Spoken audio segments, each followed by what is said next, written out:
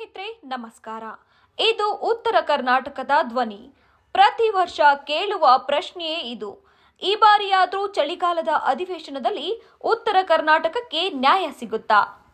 ಬೆಳಗಾವಿಯಲ್ಲಿ ಅಧಿವೇಶನ ನಡೆದರೆ ಭರವಸೆಗಳು ಮೂಡುತ್ತವೆ. ಆದರೆ ಅಧಿವೇಶನ ಮುಗಿದ ಮೇಲೆ ಮತ್ತೆ ಅದೇ ಮೌನ, ಅದೇ ಸಮಸ್ಯೆಗಳು, ಅದೇ ನಿರ್ಲಕ್ಷ್ಯ.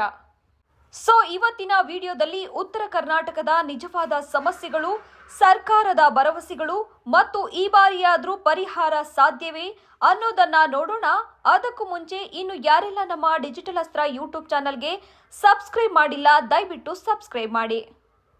ಉತ್ತರ ಕರ್ನಾಟಕ ಅಂದ್ರೆ ಕೇವಲ ಭೌಗೋಳಿಕ ಪ್ರದೇಶವಲ್ಲ, ಅದು ಹೋರಾಟ, ಸರ್ಕಾರಗಳ ನಿರ್ಲಕ್ಷ್ಯದ ಮತ್ತು ರಾಜಕೀಯಕ್ಕೆ ವಿಚಾರಕ್ಕೆ ಯೂಸ್ ಮಾಡಿಕೊಳ್ಳೋ ವಿಷಯವಾಗಿದೆ. ಕಲಬುರಗಿ, ಬೀದರ್, ಯಾದಗಿರಿ, ವಿಜಯಪುರ, ಬಾಗಲಕೋಟೆ, ರಾಯಚೂರು, ಕೊಪ್ಪಳ, ಧಾರವಾಡ ಈ ಜಿಲ್ಲೆಗಳ ಪರಿಸ್ಥಿತಿ ಏನು? ಕುಡಿಯುವ ನೀರಿನ ಕೊರತೆ, ನಿರುದ್ಯೋಗ, ಕೈಗಾರಿಕೆಗಳ ಅಭಾವ, ಆರೋಗ್ಯ ಸೇವೆಗಳ ಕೊರತೆ ಮತ್ತು ಶಿಕ್ಷಣ ಸಂಸ್ಥೆಗಳ ಅಸಮಾನತೆ. ಇನ್ನೂ ಕೂಡ ಹಲವೆಡೆ ಜನರು ನೀರಿಗಾಗಿ ಕಿಲೋಮೀಟರ್ಗಳಷ್ಟು ನಡೆದು ಹೋಗುತ್ತಿದ್ದಾರೆ. ಇದು 2025ರ ಕರ್ನಾಟಕವೇ ಅಥವಾ 1990ರ ಕಾಲವೇ ಎಂಬ ಭಾವನೆ ನಮಗೆ ಬರುತ್ತದೆ ಇದನ್ನೆಲ್ಲ ನೋಡಿದರೆ. ಉತ್ತರ ಕರ್ನಾಟಕ ಅಂದ್ರೆ ಮೊದಲು ನೆನಪಾಗುವುದು ಕುಡಿಯುವ ನೀರಿನ ಸಮಸ್ಯೆ. ಮಹದಾಯಿ, ಕೃಷ್ಣಾ, ಭೀಮಾ ನದಿಗಳು ಇದ್ದರೂ ಜನರಿಗೆ ನೀರು ಸಿಗುತ್ತಿಲ್ಲ ಅಂದ್ರೆ ಅದು ವಿಪರ್ಯಾಸ ಅಲ್ಲವೇ? ಹೀಗೆ ಪ್ರತಿ ಅಧಿವೇಶನದಲ್ಲೂ ಕೇಳುವುದು ಮಹದಾಯಿ ಯೋಜನೆ, ಕೆರೆ ಕಟ್ಟೆಗಳ ಅಭಿವೃದ್ಧಿ ಮತ್ತು ಕುಡಿಯುವ ನೀರಿನ ಯೋಜನೆಗಳು. ಆದ್ರೆ ಯೋಜನೆ ಕಾಗದದಲ್ಲೇ ಉಳಿದಿದೆಯಾ ಅಥವಾ ನೆಲಮಟ್ಟದಲ್ಲಿ ಕೆಲಸ ಆಗ್ತಿದೆಯಾ ಅನ್ನೋ ಪರಿಸ್ಥಿತಿಯಲ್ಲಿ ಉತ್ತರ ಕರ್ನಾಟಕದ ಜನರ ಆಕ್ರೋಶವಾಗಿದೆ. ಇದೊಂದು ಕಡೆ ಆದ್ರೆ ಇನ್ನೊಂದು ಕಡೆ ಉತ್ತರ ಕರ್ನಾಟಕದ ಯುವಕರು ಇಂದು ಏನು ಮಾಡ್ತಿದ್ದಾರೆ? ಕೆಲಸ ಇಲ್ಲ, ಕೈಗಾರಿಕೆಗಳು ಇಲ್ಲ ಮತ್ತು ಖಾಸಗಿ ಕಂಪನಿಗಳು ಬರುವುದಿಲ್ಲ. ಹಾಗಾಗಿ ಏನು ಮಾಡ್ತಾರೆ?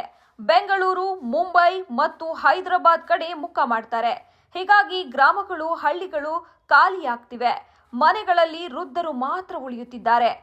ಹಾಗಾದ್ರೆ ಉತ್ತರ ಕರ್ನಾಟಕದಲ್ಲಿ ಉದ್ಯೋಗ ಸೃಷ್ಟಿ ಯಾಕೆ ಆಗ್ತಿಲ್ಲ? ಇದು ಯಾರ ವೈಫಲ್ಯ? ಮತ್ತು ಇದರ ಜೊತೆಗೆ ಶಿಕ್ಷಣ ಮತ್ತು ಆರೋಗ್ಯ ಇನ್ನು ದೂರದ ಕನಸು. ಇಂದು ಕೂಡ ಹಲವೆಡೆ ಒಳ್ಳೆಯ ಕಾಲೇಜುಗಳು ಇಲ್ಲ, ಸೂಪರ್ ಸ್ಪೆಷಾಲಿಟಿ ಆಸ್ಪತ್ರೆಗಳು ಇಲ್ಲ.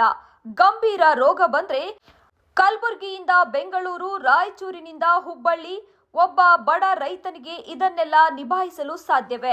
ಪ್ರತಿ ಅಧಿವೇಶನದಲ್ಲೂ ಮೆಡಿಕಲ್ ಕಾಲೇಜು, ವಿಶ್ವವಿದ್ಯಾಲಯ, ಆಸ್ಪತ್ರೆಗಳ ಭರವಸೆ. ಆದ್ರೆ ಕಾರ್ಯರೂಪಕ್ಕೆ ಬರ್ತಿದೆಯಾ? ಯಾವುದು ಬರ್ತಿಲ್ಲ. ಹಾಗಾದ್ರೆ ಚಳಿಗಾಲದ ಅಧಿವೇಶನ ನಿಜಕ್ಕೂ ಪ್ರಯೋಜನವೇ ಎಂಬ ಗೊಂದಲದಲ್ಲಿ ಉತ್ತರ ಕರ್ನಾಟಕದ ಜನರಿದ್ದಾರೆ. ಬೆಳಗಾವಿಯಲ್ಲಿ ಅಧಿವೇಶನ ನಡೆಸೋದು ಉತ್ತರ ಕರ್ನಾಟಕದ ಅಭಿವೃದ್ಧಿಗಾಗಿ ಅಂತಾರೆ. ಆದ್ರೆ ಪ್ರಶ್ನೆ ಏನಂದ್ರೆ, ಎಷ್ಟು ಸಮಸ್ಯೆಗಳಿಗೆ ಪರಿಹಾರ ಸಿಕ್ಕಿದೆ ಮತ್ತು ಎಷ್ಟು ಯೋಜನೆಗಳು ನೆಲಮಟ್ಟಕ್ಕೆ ಬಂದಿವೆ? ಅಧಿವೇಶನ ಅಂದ್ರೆ ಕೇವಲ ರಾಜಕೀಯ ಭಾಷಣಗಳ ವೇದಿಕೆಯೇ ಅಥವಾ ಜನರ ಬದುಕು ಬದಲಾಯಿಸುವ ಅವಕಾಶವೇ ಎಂಬುದು ತಿಳಿಯುತ್ತಿಲ್ಲ. ಈ ಬಾರಿ ಜನರ ನಿರೀಕ್ಷೆ ಏನು?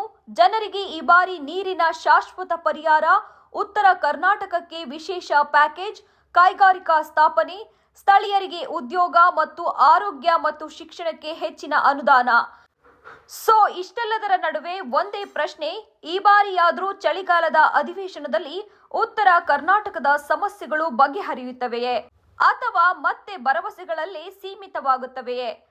ಹೀಗೆ ಉತ್ತರ ಕರ್ನಾಟಕ ಕೇಳ್ತಿದೆ, ಜನರು ನೋಡ್ತಿದ್ದಾರೆ.